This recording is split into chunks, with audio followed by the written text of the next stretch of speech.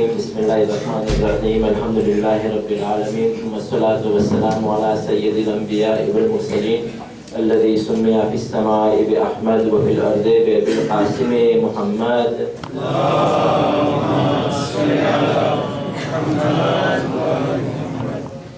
દર્શનમાં પધારેલી માનવંતી દીકરીઓ તથા બહેનો, માનવંતા નવયુવાનો તથા વડીલો, અસ્સલામુ અલૈકુમ વરહમતુલ્લાહિ વબરકાતુહુ.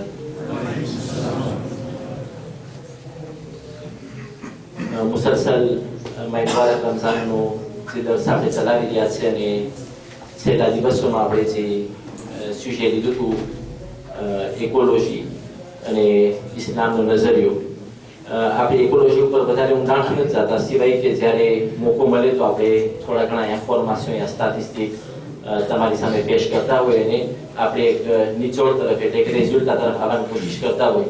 આપણો મકસદ એ છે કે આપણે કેવી રીતના આપણી જિંદગીની અંદર શાંસમાં લઈ આવે એક, અને હકીકતમાં જિંદગીનો મકસદ શું છે. એટલે હું એ પોતેમાં આંકરે કરવા માંગુ છું. હું તમને એમ નહીં કહું પરબારો કે આપણે આમ અમલ કરવાથી આપણે ખુદા જન્નત દેશે યા આમ કરવાથી આપણને આમ થશે. ના, પહેલે આપણે જિંદગીનો મકસદ સમજે. જો આપણે સારા ઇન્સાન બનશું, સાચા ઇન્સાન, તો ઓટોમેટિકમાં જન્નત આપણા સુધી આવશે. પણ આ ભૂલી છે એટલે એ ઇન્સાનનો કોન્શિયન્સ છે, એનો મકસદ એના પોઈન્ટ ઓફ વ્યૂથી ધ્યેય ના થવું જોઈએ. એની ઇધે ઉપર યા એના કોન્શિયન્સ ઉપર એ બાકી રહેવું જોઈએ. તમે આ કાયનાત એટલે આ પ્લાનેટ તમે જો ને ખુદાએ જે અંદરમાં પેદા કર્યું છે, આ બધું ઇન્સાનની સર્વિસ માટે છે. બરાબર? આ ઇન્સાન એક જ છે જે એક્સપ્લોઇટ કરીને આગળ આવે છે, અને એનું કામ છે કે પોતે આ કાયનાતને કેમ રાખે, એના વિઝાની સામે એના સાંભળાતા સાથે પોતે કેમ રહે, ખુદાની બાકીની મખલૂકને કેમ પોતે રિસ્પેક્ટ કરે. અને આ ખાલી અહીંયાના ગ્રાઉન્ડ ત્યાં પોસ્ટરની જ વાત નથી. જો તમે રસૂલની જિંદગી યા મૌલા અલીની જિંદગી જો તો યા બાકીના ઇમામોની તો આ જિંદગી એકદમ રીચ છે. અને હું તો નથી દેખતો કે રસૂલની જિંદગીમાં મને બીજું કાંઈ નથી દેખાતું સર્વિસ સિવાય. આ એવી હસ્તી છે, એ હોય કે મૌલા અલી હોય, હું એની જિંદગી તો તમારી સામે રાખવું છે. જ્યારે 12 વાળા એટલે બીજા લોકો જ્યારે મૌલા અલીની જિંદગી યા રસૂલ ખુદાની જિંદગીને એજ્યુકેટ કરે છે અને એના સામે રાખે છે, દુનિયાના સામે, એ લોકો એમ કહે છે કે અમે જ્યારે અલીની જિંદગી જોઈ, રસૂલની તો એના કરતા વધારે રીચ છે, અમે ખાલી અલીની જિંદગી જોઈ તો એ બધી કાલિદેમાંથી અમે એક કાલિદે મૌલા અલીની એ દેખાણી કે એનામાં ભલમંદ સાહેબો હતી. એટલે એટલી ભલાઈ હતી, એટલા પોતે અમને સર્વિસ રાંત્ર કરવા વાળા હતા. 12 વાળા કહે છે કે અમે અલીની જિંદગીમાં આ ખૂબી દેપાસ તુચ્છો જ. એટલે જેટલા પોતે વાયા હતા, જેટલા પોતે ઇબાદતમાં હતા, જેટલી પોતે લડાઈને ફતેહ કરી છે, એ બધી કાલિતે હોવા છતાં જો બધી કાલિતેને એક કાલિતે જો વધારે ધેપાસે કરી જાય, એ અલીની ભલમણસાઈ એટલે અલીની સર્વિસ હતી vis-à-vis de l'autrui. ઇન્શાઅલ્લાહ આવતા દર સમય આપણી જિંદગીમાં આવશું ને આપણે આપણી જિંદગી સાથે કમ્પેર કરશું કે હું જો મૌલા અલીને શિયા કહેવાતો હોય તો મારો પોઝિશન કેવો હોવો જોઈએ, મારા આક્ટ અને મારું કોમ્પોર્ટમેન્ટ કેવું હોવું જોઈએ. puisque દર્શ શરૂ થાય છે ને à chaque fois આપણે કોમેન્સ કરતા હોય કંઈક ઇન્ફોર્મેશન પસાર કરવાની ને આપણે ઇકોલોજી પર વાત કરતા હોય તો allons passer quelques informations rapidement. Juste એમ લાગે કે આજે આપણે કંઈક પોઈન્ટ ઓફ વ્યૂ એક્સચેન્જ કર્યું એની પહેલા કે આપણે હકીકત દર્શમાં આવે, હું આગળ વધુ એ પહેલા બહેનોમાંથી યા ભાઈઓમાંથી કોઈને કાંઈ ક્વેશ્ચન યા રિમાર્ક યા સુજેસ્શન હોય, કે ce soit શેખ મુનીરના દર્શનના સિલસિલામાં હોય યા નવા દર્શનમાં કદાચ થોડો ઘણો ટાઈમ આપણને મળીને આપણે એના ઉપર થોડું ઘણું બોલી શકીએ. કોઈને કંઈ કેવું છે?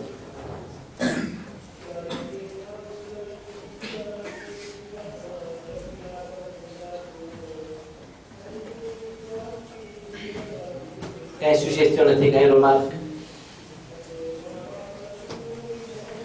આપણે કોન્ટિન્યુ કરીએ છીએ. જો વર્ષમાં તમને કાંઈ પણ એવું દેખાય, કાંઈ રિમાર્ક કે કાંઈ, તો તમે હાથ ઊંચો કરજો યા આપણે દર્શન યંત્રો ઉપર કરશું ને આપણે ડિસ્કશનને આગળ વધારશું. puisque આપણે પાણીના પોલ્યુશનની વાત કરતા હતા તો યુનેસ્કોએ 2011 એક રાપોર્ટ કાઢ્યો હતો કે કયા દેશ છે, કયા pays છે જેનું પાણી વધારે પોલ્યુએટ છે. D'après vous?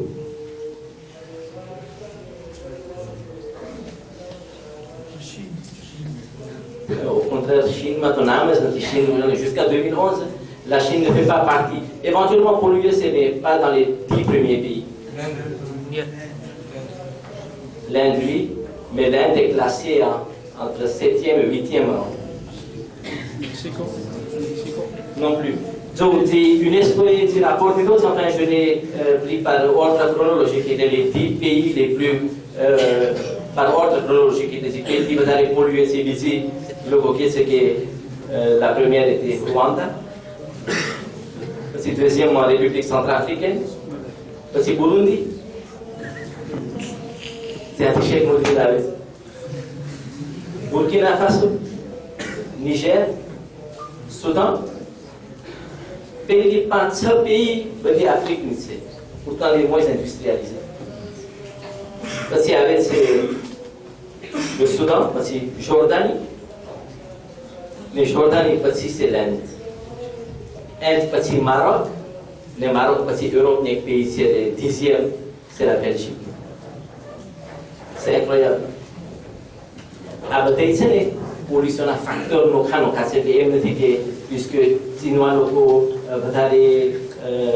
Meru Karta Hoya, Hindustan, Mélange et Nalitena, au facteur des paramètres, que ce soit industriel, déforestation,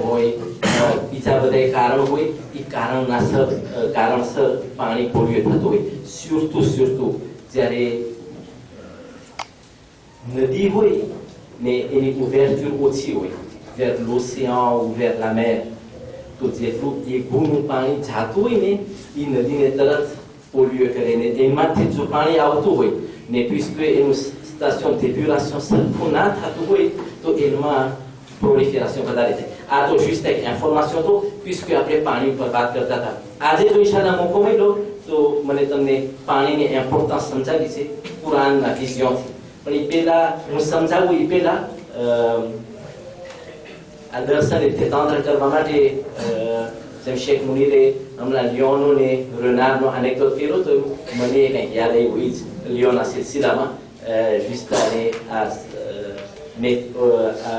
દર્શને juste જરાક આલેજે કરવા માટે અને એમાં એક લેસન છે જો કાંઈ પણ événement sociétéમાં થાય યા સમાજમાં puisque મોટું સમાજ હોય je ne parle pas d'État ou de nation એવું તો કંઈક થતું હોય છે લિમિટ છાપામાં યા ઇન્ફોમાં ફિલ્ટરે થાય એટલે જેટલું કહેવાનું એટલું જેટલું ના કહેવાનું હોય ના કહેવાનું હોય એ વાતને આ ઓ નિવો યા પેટી નિવો એ લોકો ડાકી દે આપણામાં શરીયત ભલામણ કરે છે કે જ્યારે ઈમાનદાર સમાજની વાત હોય ઈમાનદાર સમાજની વાત ને કોઈથી કંઈ ભૂલ થઈ યા કોઈ ઉપર કંઈ આવી પડી એવું કંઈ હોય તો de préférence વાતને ઢાંકો એટલે આ એબ ઢાંકવાની વાત છે ખોલવાની વાત નથી. ઘણી ફેર માણસો શું કરે જેમ કે મને કંઈ ના ખબર આ ભાઈને કંઈ નથી ખબર એના પાસે મેં કીધું તને ખબર છે આ બિચારો મારી શરૂઆત જ બિચારાથી શરૂ થઈ તને ખબર છે હું તને શું કહું બિચારથી સાંભળ્યું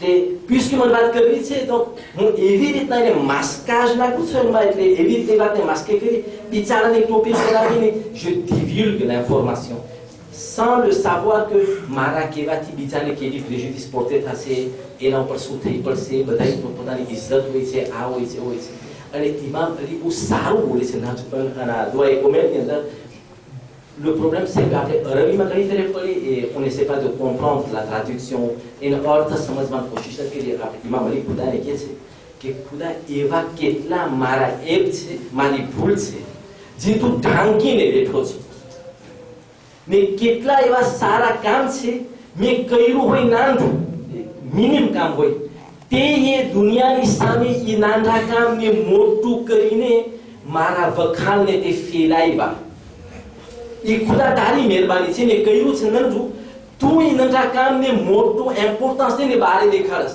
ને મારા મોટા મોટા ગુનાને સતાડીને બેઠો છું. પછી છેલ્લા જ્યારે ઇખ્તિદાર પોતે કહે છે ખુદાને ખુદા હું તને કઈ રીતના એમ્પ્લોરે કરું તો કે માન્યા હું તને એમ્પ્લોરે કરું કે એવી મારા ગુના છે જેના માટે તે કોન્ટાબલ રાખ્યા છે મારા બે ખંભા ઉપર કેરામન કાતિબી અને હું કોન્વેન્ક્યુ છું કે એવાય મારા ગુના છે જે આ બેથી એને સતાડીને રાખ્યા છે તારા ને મારા વચમાં છે. આ મૌલા અલીનો અફેર નથી, આ મેસાજ છે tout simplement બીજાને કહેવા માટે કે જો માસૂમ હસ્તી સિજદામાં ખુદાને આવી રીતે એમ્પ્લોરે કરે.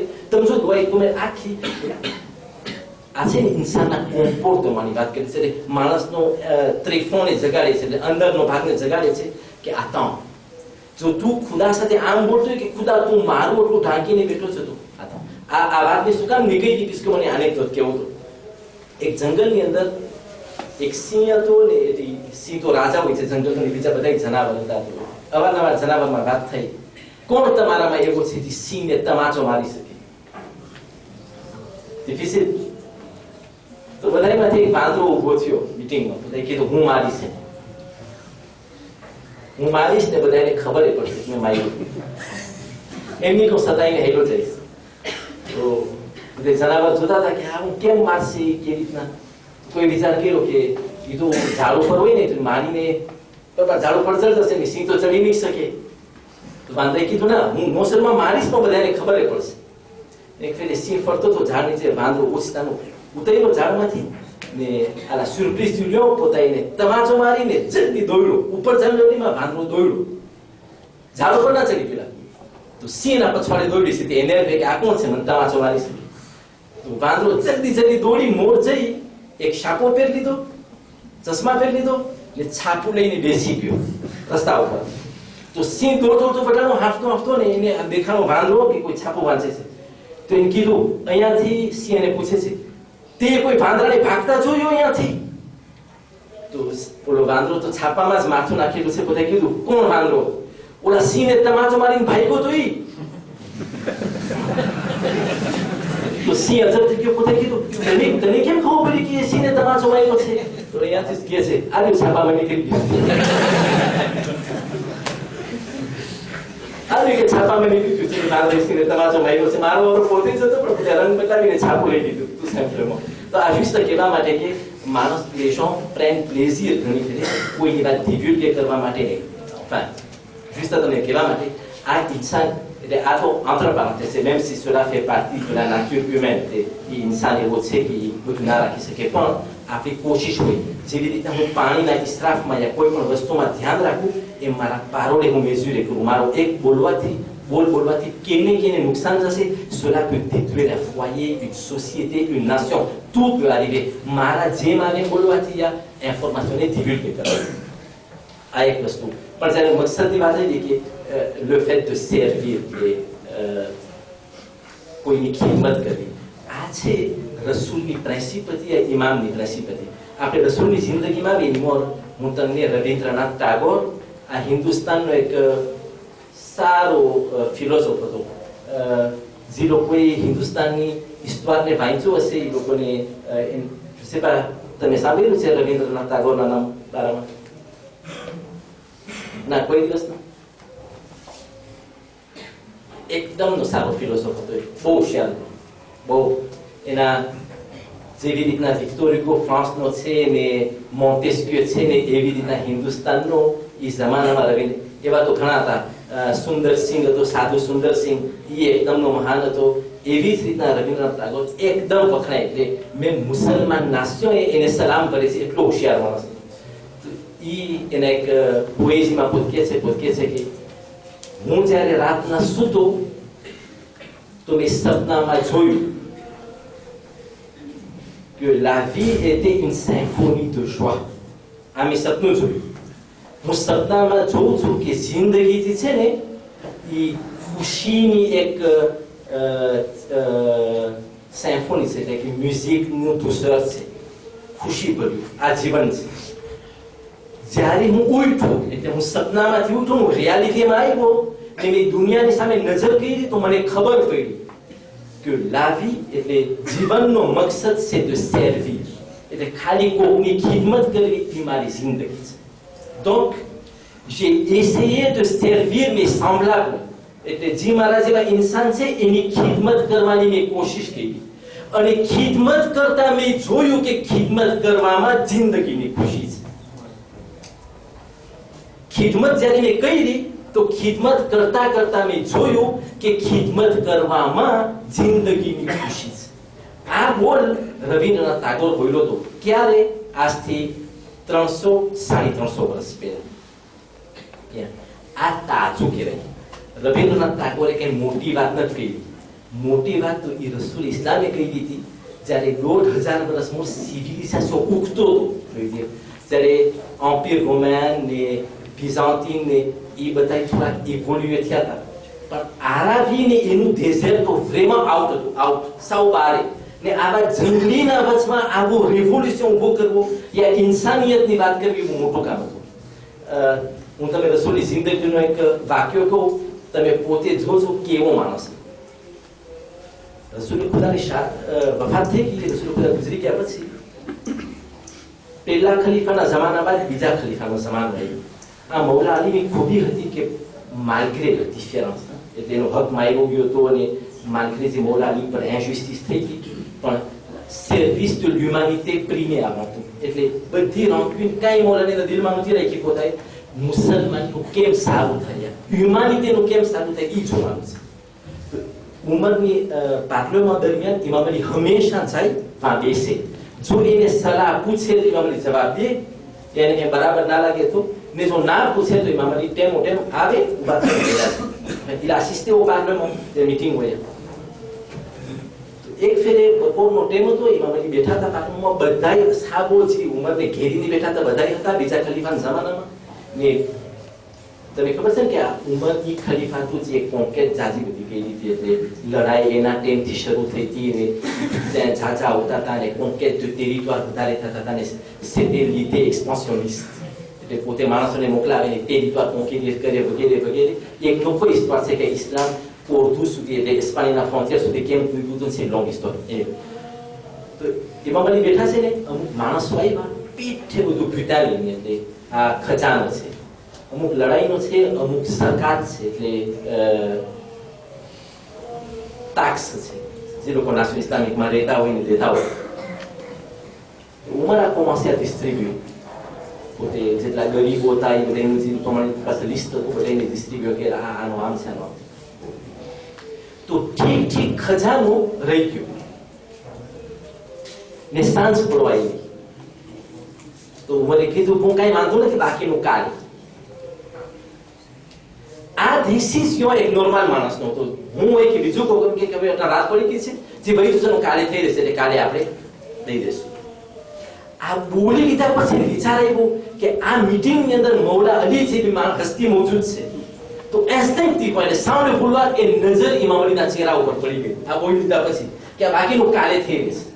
જેવી નજર પડી તો જોયું મૌલા અલીનો ચહેરાનો રંગ ઉતરી ગયો હતો ને આંખની કીકી છે આ લકીર એ હુશ થઈ ગઈ. એની આંખમાં જે રગ હોય લાલ પડી ગઈ. તો ઉમર પૂછે છે, અબલ હસન મારા બોલવામાં ભૂલ થઈ ગઈ છે નહીં? તો ઇમામ અલી કહે છે કે હું તને એક રસૂલની જિંદગીનો વાક્ય કહું ઉમર, પછી તું વિચાર કરજે કે એ સારો ડિસિઝન લીધો છે યા નહીં. ઇમામ અલી કહે છે કે રસૂલની જિંદગીમાં એટલે હયાતીમાં હું એના ભેગો જ્યારે રહેતો હતો તો એક દિવસ મેં જોયું અડધી રાતના ખુદાનો નબી ઘરની બહાર આંટા મારે છે બેચેનીમાં. મેં આવી હાલતમાં રસૂલે ખુદાને કોઈ દિવસ નથી જોયા. આવી હાલત મૌલા અલી કહે છે. ઉમર સાંભળે છે, આખું પાર્લરમાં સાંભળે છે. તો મૌલા અલી કે હું રસૂલ ખુદા બાજુમાં ગયો ને મારું એટલું જીવ બન્યું. મેં કીધું યા રસૂલલ્લાહ, મેં આખી જિંદગીમાં આટલા બેચેન એટલે આમ ડિપ્રેસિવ હાલતમાં મેં તમને નથી જોયા જેટલી બેચેનીમાં તમે છો. ને તમે આંટા ફેરા કરો છો ઘરની બહાર અડધી રાતના. શું મુસીબત આવી પડી છે ને હું મોજૂદ છું તમારી મદદ કરવા વાસ્તે, તમે કેમ બોલતા નથી? તો રસૂલ ખુદા મૌલા અલીના બે હાથને પકડે છે ને કહે છે, યા અલી તને ખબર છે મારા ઉપર એવું ઇમ્તિહાન પસાર થઈ ગયું છે, એટલી મુસીબત આવી પડી છે, મને સમજ નથી પડતી હું શું કરું. તો મૌલા અલી કે યા રસૂલ તમે મને કયો શું છે, તમે મને વાત કરો. તો રસૂલ ખુદા મૌલા અલી કહે છે, યા અલી તને ખબર છે હમણાં બપોરના ટેમે એક અસહાબ ઝકાતના નામથી થોડી ખજૂર લઈ આવ્યો મારા પાસે. હું આ ખજૂરનો એક્ઝામ્પલ, એટલે આ ખજૂરનો એક્ઝામ્પલ શું કામ છે? parce que અરબી સઉદી, હું સઉદીના બોલું જઝીરતુલ અરબિયા, એટલે રસૂલના આરાબીની અંદર ઈ ટાઈમમાં પાલવી એટલે ખજૂરના પાક સિવાય બીજું શું હતું? તો જો આપણું જમાનું હોત તો કોઈ કે અહીંયા હોતું કે કોઈ કે ચાવલ આવ્યા, હિન્દુસ્તાન હોત તો કોઈ કે ઘઉં આવ્યા, એટલા જ કોઈ કે માઈસનું ની ગુણી આવી. જે દેશમાં જેવો પાક થતો હોય, ખજૂર હતી તો માણસો સકાતમાં ખજૂર કે ખજૂર આવી. તો રસૂલ મૌલાને કહે છે કે યાની આ બપોરના હું ગરીબોને ખજૂર તકસીમ કરી દીધી. પ્લેન તો વિટામિન ખાવાની જે છે માણસો સકાતના રૂપ પર ગરીબોને દીધી. રસૂલ કે દેતા દેતા યાર બે ખજૂરની પીસી રહી ગઈ ને સાંજ પડી. મેં કોશિશ કરી કે હજી જો કોઈ ફકીર મિસ્કીન મને દેખાય ને આ બે ખજૂર લઈ દઉં તો થઈ જાય વાત, ને આ ખજૂર મારી પાસે પડી રહી. યાની તારું રસૂલ નથી ચાહતું કે આ બે પેસી ખજૂરની ઝકાતની મારા ઘરમાં પડી હોય ને હું સૂઈ જાઉં આરામથી. મને બેચેની થાય છે કે સવાર હું ના દેખું કદાચ ને આ ખજૂર એમને એમ પડી રહે. આવી બેચેની મને જિંદગીમાં કોઈ દિવસ નથી થઈ. આટલું બોલી દે મૌલા અલી ઉમરને કહે છે, અય ઉમર હવે તું જો, જ્યારે બે પેસી ખજૂરમાં તારો ને મારો નબી રાતના બેચેનીમાં પસાર કરે, આટલો બધો ખજાનો ઘરમાં રાખીને યા પાર્લરમાં રાખીને તું કહેશ કે સવારના થઈ રહેશે. કેમ થઈ રહેશે સવારના? આ ઓલા માણસો છે જે લોકો હ્યુમાનિટીની સર્વિસમાં એટલા બધા આસીજુને પહોંચ્યો છે જેમાં કોઈ કોમ્પ્રોમી નથી. એટલે આ લોકોને એ લોકોની જાનની સુખની કોમ્ફોર્ટની કાંઈ નથી પડી. આ લોકો માટે કોમ્ફોર્ટ છે બીજાની સર્વિસ. એક ફેરી મૌલા અલી એના સાથ સાથે બારે જતા હતા. એ વખતની અંદર જ્યારે આ લડાઈના જે જમાના 4 વર્ષમાં પસાર થયા, મૌલા અલી દારૂલ ખિલાફ એટલે કુફામાં ઓછાવ્યા છે, બહારે વધારી રહ્યા છે. શું અમુકમાં તેટલા છે. એક સિફીન જેવી લડાઈ છે જે 1 વર્ષને થોડાક મહિના માથે હાલી હોય અને એ લડાઈ ઓળી હતી. જરાક વાર એકદમ શો હોય તો એને પ્લાન ગયા, પછી બધી ત્રેવ હોય એકબીજા સામસામા પ્લાન કરતા હોય ને ઓનો સેલ્ફ. તો એ ટાઈમમાં મૌલા અલી થોડોક વખત કુફા રતું થાય, મુસલમાનની હાલત તપાસે ને માલિક અશ્તરને ને બીજા એવા કોમાંદોને લડાઈનો મામલો સોંપી. એવા સિચ્યુએશનમાં મૌલા અલી એક ફેર સાહેબ સાથે નીકળ્યા બહાર નીકળ્યા ને અડધે રસ્તે મૌલા અલીને શું વિચાર આવ્યો યા શું એને દેખાવમાં આવ્યું, પોતે સાહેબોને કીધું આપણે પાછા વળે છે ઘર તરફ, ગામમાં આવે છે પાછા. સાહેબ અજબ ત્યાં શું હશે? ઘરે આવ્યા ને મૌલા એક મશ્ક એક ઠામની તું મશ્ક એટલા માટે કહું છું બસ કે દોઢ પેટેત્ર જેટલા છે એ પછીથી ટ્રાન્સફર પ્લાસ્ટિક થયો. એની મોર તો પોનું જે રેસીપિયા હોય એ આપણે મશ્ક કહીએ, બરાબર? એ મશ્ક મૌલા અલીએ લીધી, એમાં પાણી પીધું. સાબુ કોઈ જોયું ને આ મશ્ક લઈને મૌલા અલી પાછા નીકળ્યા બધે અસાબ સાથે. તમે જો શ્રેષ્ઠ કોમ્પોર્ટમાં જો મૌલા અલી અને એ જગાએ આવ્યા જ્યાં મૌલા અલી પહેલે ઉભા રહ્યા હતા, જ્યાંથી રતુર થયા હતા એ જગા સુધી. સાહેબે કીધું યાર એને સમય જાણી તમે ઉભા રહ્યા કઈ બોલ્યા ના. મેં કીધું પાછું આવવાનું, તમે મશ્ક ભરી પાણી ને પાછા આવીને ઉભા રહ્યા. તો મૌલા અલી કીધું કે આ રણમાં તમે જોયું આ એક ઝાડ ઉગે છે ને કરમાઈ રહ્યું છે, cet arbre est en train de se faner, મરી રહ્યું છે. તો મૌલા અલી સાહેબે કીધું કે હું એટલા માટે તમને ભેગો લઈ આવ્યું તમે બધાય જોઉં કે આપણે મશ્કમાં પાણી ભર્યું ને આપણે અહીંયા સુધી પાછા આવ્યા. હું શરૂ કરું છું ને તમે બધાય મને સ્વીકાર કરજો. આપણે બધાય થોડું પાણી આ કરમાયેલા ઝાડમાં નાખીએ. આપણે કોશિશ કરીએ કે આ મરતું ઝાડ જે છે એ પાછું ઊભું થઈ જાય. તો અસાબ લોકોએ કીધું યાર એક ઝાડમાં થોડું પાણી નાખવા માટે આટલો બધો મૂવમેન્ટ અને સિનારીઓની શું જરૂર હતી? આ કઈ નથી. આ ઇકોલોજી દર્શ છે જે એ જમાનામાં મૌલા અલી દઈ રહ્યા છે. Peut-être qu'après aller sous-estimer que c'est quoi aujourd'hui quand on parle de l'eau et de la créature, ça me paraît tellement anodin et banal que cela ne me concerne pas. Par Amirul Mu'minin, જેના વસીલા થકી આપણે જન્નતની આશા રાખીએ છીએ એની જિંદગી તમે જો ને હજી હું તમારા સામે એક બીજો વાક્ય રાખું છું આપી દઉં. ઇમામ સાહેબને કહે છે કે આપણે નાખી આ ઝાડને સજીવન કરવાનું. પછી ઇમામ અલીનું કારણ જે છે પોતે કહે છે તમે યાદ રાખજો કયામતના દિવસે ખુદા મને ને તમને આપણને બધાઈને આ બારામાં સવાલ કરશે કે તમે જ્યારે મારી ક્રિયાચુરને ખરાબ હાલતમાં જોઈ ને તમારા પાસે તાકાત હતી એની કાંઈ ને કાંઈ મદદ કરીને એને જીવન દેવાની, તમે ના કર્યું. તમે ઝાડને કરમાતા જોયું, મરતા જોયું, તમે થોડું પાણી નાખીને એને સજીવન ના કર્યું. જો એક ઝાડના બારામાં આટલી બધી ઇમ્પોર્ટન્સ હોય તો semblable या vis-à-vis બારામાં ઇન્સાનની કેટલી રિસ્પોન્સિબિલિટી હશે મને નથી ખબર. તો હું તો ખાલી આ નાના પાયેથી શરૂ કરું છું. પાણીથી આમ કરો ને પાણીથી જો કે ઝાડા પૂછ્યું છે નથી પેટેત્ર જો આવતા 2-3 દિવસમાં આવે તો આપણે એના બારામાં થોડા ઇન્ફોર્મેશન નાખશું. હું કોન્ટિન્યુ મોટી ઉંમર છે મારી એટલે પોલીસ તો સાહેબ ને ઇમામ અલી ઓલિવનું ઝાડ વાવે છે, ઓલિવના ઝાડ વાવે છે. યાની તમે બાદશાહ છો કૂફાના નહીં 72 états nations ને ઇમામ અલી શેરે કરે છે. c'est pas n'importe quoi. કેવો માણસ હશે આપણે, c'est incroyable. mais એના તારીખ એ છે કે આ મૌલા અલીએ કૂફાનું જે સોરતી હોય ને, સોરતી de ville 2 kilomètres રસ્તો એના હાથેથી કર્યો છે, à lui tout seul sans aide. એટલે પોતે આખા 24 કલાકમાંથી થોડો ટાઈમ કાઢે ને il a arrangé 2 kilomètres de chemin. એટલે પાણા હોય કાંટા હોય કાઢે એને સાફ કરે. તો અસાબે પૂછ્યું યાર આ શું છે? તો મને કીધું મારા આખી જિંદગીમાં આ જેસ્ટથી છે ને આ કામ ઈ મારી આખેરતનું ભાથું છે. આમાં મને ખબર છે કોઈ પાર્ટિસિપેટ નથી, હું એકલો કરીશ. કાલે હું ખુદાને કહીશ કે જ્યારે કોઈ મુસાફર બારીથી કૂફા દાખલ થવાનો હતો ને તો જેટલો બગડેલો રસ્તો મેં મારા હાથેથી કર્યો હતો કે આવવા વાળો જે પણ હોય, ક્રિશ્ચિયન હોય, યહૂદી હોય, મુસલમાન હોય, કોઈના પગમાં પાણા યા કાંટા ના લાગે. કેવો માણસ છે આ માણસ? એક ફેરે ઓલિવના ઝાડ પોખે છે, નાખે છે. તો એક માણસ આવે છે બાજુમાં, નીચે છે શૈખુન વઝૈતુન, એટલે અવળી ઉંમર ને તમે ઓલિવનું ઝાડ વાવવું સૂચે છે. શું તમે બોલ્યો છે આ માણસ? શું તમે બોલ્યો છે અવળી ઉંમર ને તમને આ ઓલિવનું એટલે જૈતુનનું ઝાડ વાવવું સૂચું? pourquoi? ahsant. ઇમામ અલી કહે છે કે તારી ઉંમર તો મોટી થઈ ગઈ છે, તું વાવ તો એવું કઈ ઝાડ વાવ જેના ફ્રૂટ તરત પડે. આ વિઝન વેપારી વિઝન છે, બરાબર? ઇમામ અલીને એમ થયું છે કે આ ઓલી ઉંમરમાં આ ઓલિવના ઝાડ શું કરવા માણસ વાવતો હશે? તો ઇમામ અલીએ કમાલનો જવાબ દીધો. ઇન્સાન જોઈને કહે છે કે ઝરઉફ અકલના નઝરઉફ યકુલુ.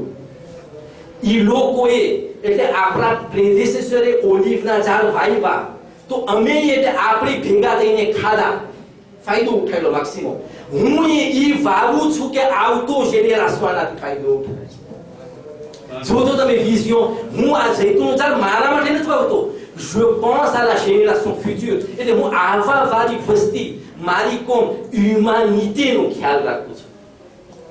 અને એની જિંદગીમાં મળે છે આ માણસ એટલે મૌલા અલી જે કુવા ખોયદા છે એની જિંદગીમાં, que ce soit મદીનામાં હોય, que ce soit કુફામાં હોય, ઈ સિવિલ હોય યા રાજા હોય, એના માટે બી જિંદગી સરખી હતી. de toute façon કાંઈ ફેર નથી પડ્યો. પોતે સિવિલ હતા, મા ફાતિમા ઝેરાના ઘરમાં હતા, એનો તરીકો ઈ જ હતો. ઈ જ્યારે બાદશાહ છે મુસલમાનનો, એનો તરીકો ઈ છે. એના કપડા ઈ છે, એની હાલવાની રીત ઈ છે, એની ભણમનસા ઈ છે, એની બોલવાની રીત. આ માણસમાં ફેર નથી પડતો કાંઈ. એટલે બહારનો દેખાવ યા મનસબ એટલે પોઝિશન એની જિંદગીમાં કાંઈ અસર નથી કરતો. જ્યારે જોઈ કુવા ખોદે, માણસોને પૂછ્યું યાર કુવા ખોદે કીધું મારો મકસદ એ છે કે હું આ કુવા જે ખોદી રહ્યો છું, આ ઓલા કુવાની જે આપણે અટાણે મશીનથી ખોદીને એમાં પંપ નાખી દઈએ, આ ડેઝર્ટના કુવા છે. ડેઝર્ટના કુવા કેટલા મહેનત હશે, કેટલું ઊંડું ખોદવું પડતું હશે, પણ વિઝન એ છે કે ખુદાનો કોક બંદો પાણીથી લાવેલો. તું સાહેબ આ છે ને નાના જેસ્ટ છે. શું કામ પાણી છે વાસ્ત? je sais pas 2 મિનિટમાં મને તમારી સામે છેલ્લું એવાન્ચ્યુઅલમાં પાણીનો ક્લોઝ્યુર હશે. મને થોડાક પાણીના આલાપ કેવા છે ને, મને પાણીનો વિઝન કેવો છે કુરાનની નજરમાં. એટલે ખુદા ક્યાં ક્યાં મોકા ઉપર પાણીની વાત કરે છે. પછી એક નાની શાયરી છે, પોએઝી છે, માણસે પાણીની ઓળખાણ દીધી છે. હું એક પછી એક ફ્રાઝ તમારા સામે પેશ કરીશ અને આપણે પાણીની શરૂઆત કરશું ને ક્યાંય ને ખતમ થઈ છે તમે જોજો. C'est magique એટલે માણસે તો પોએઝીના ફોર્મમાં કીધું છે, mais énormément de leçons. એક પાણીના ટીપામાં કેટલો અસર ક્યાંથી ક્યાં, c'est une vie. આ જિંદગીમાં સર્વિસની જ્યારે વાત આવી તો allons parler rapidement, puisque નાનો anecdote છે. મહાત્મા ગાંધી કોણ નથી ઓળખતો? બધા ઓળખે છે બરાબર. ગાંધીનું બધાય સાંભળ્યું છે ને, le père de la liberté ou de la libération. કોણે તમારા માહિતી છે 7 nuits la liberté? સંત મજાની ચોપડી છે સંત. આ 7 nuits la liberté ગાંધીની જીવન છે, એટલે એનું વી પોતે દેખાડે છે કે નાનપણથી આફ્રિક du Sud-માં જ્યારે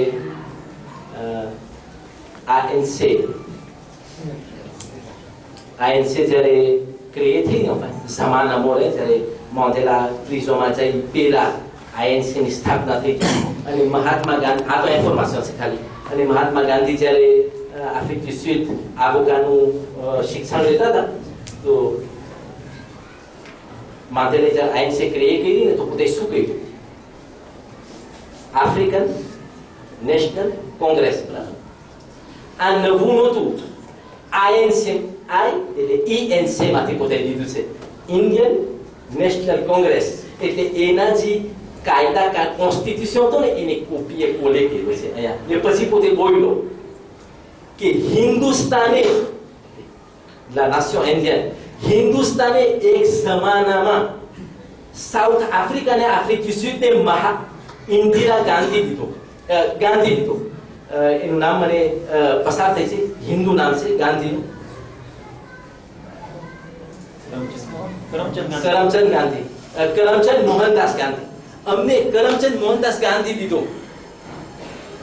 અમુક વર્ષ પછી આફ્રિક du Sud એ હિન્દુસ્તાનને મહાત્મા ગાંધી દીધો. એટલે હિન્દુસ્તાનની જે સિવિલ માણસ આફ્રિક du Sud ને દીધો તો આફ્રિક du Sud એ મહાત્મા ગાંધી, એટલે la grande âme, l'âme surélevée, Gandhi કરીને હિન્દુસ્તાનને દીધો. એનો વાક્ય છે કે એક ફેરે ગાંધી ટ્રેન પકડવા જતા હતા, રાત્રાપીલું ધામ, દોડતા દોડતા એનો એક સૂલીએ પગમાં નીકળી ગયો, એક સૂલીએ પગમાં રહી ગયો ને પોતે જલ્દી જલ્દી ટ્રેનમાં ચડી ગયા. ચડીને પહેલો રિફ્લેક્સ એ પગમાં બીજો ચંપલ હતો પોતે કાઢ્યો, કાઢીને બારીમાં જોયું કે જ્યાં ઓલો પહેલો ભૂલાઈ ગયો છે અહીંયા પોતે ચંપલને ઘા કરી દીધો.